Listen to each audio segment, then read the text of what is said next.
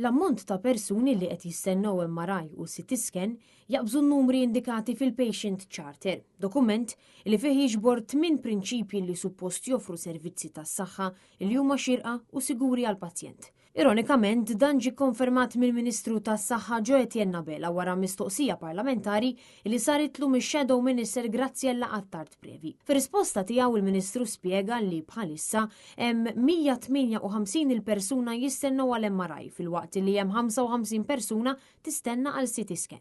Fejn tenna illi dawn il-persuni ilhom jistennew għal żmien twil, żmien illi jaqbeż dak indikat fil-Patient Charter. Ta' minkejja illi l-Gvern investa madwar 400,000 euro sabiex isiru skont l-informazzjoni illi provda l-Ministru 3,000 scan żejda ma' dawk illi diġà hemm pjanati sal-aħħar tas-sena tal-2024.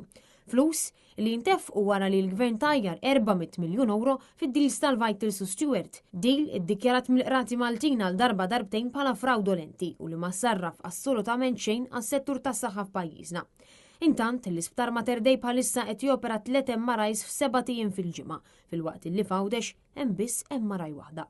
Ix-Shadow Minister Attard Previ minnaħa tagħha staqsit ukoll dwar il-waiting list li hemm mal-pazjenti li għandhom bżonn knee replacement u operazzjoni tal-katarretti.